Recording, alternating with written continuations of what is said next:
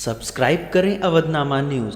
Subscribe button पर click करें, फिर राइट साइड में बने बेल पर भी क्लिक करें ताकि आपको हमारे वीडियोस की नोटिफिकेशन मिलती रहे। करंट की चपेट में आने से एक ही परिवार के 3 सदस्यों की दर्दनाक मौत। करंट से बेटी को बचाने गए माता पिता समेत बेटी की भी हुई मौत। गोरखपुर के गुलरिहा थाना क्षेत्र के ग्राम सभा जौनपुर के बगैया टोला निवासी सुभाष निषाद पुत्र नगई 45 वर्ष अपने परिवार के साथ रात करीब 7:45 बजे अपने घर में आराम कर रहे थे। घर की महिलाएं भोजन पका रही थीं। घर के मेन गेट पर लोहे का चैनल लगा हुआ है।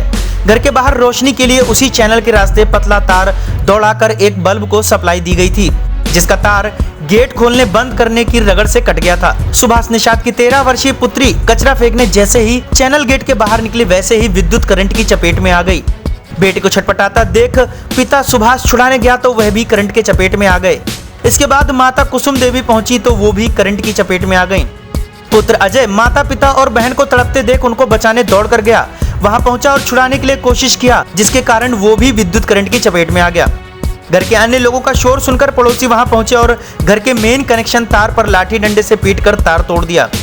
झुलसे लोगों को निजी साधन से बीआरडी मेडिकल कॉलेज लाया गया, जहां चिकित्सकों ने पिता सुभाष, माता कुसुम देवी 42 वर्ष, पुत्र अजय 15 वर्ष को मृत घोषित कर दिया। जबकि बुरी तरह झुलस चुकी प्रतिमा की हालत गंभीर है और उसका इलाज मेडिकल कॉलेज में चल रहा है।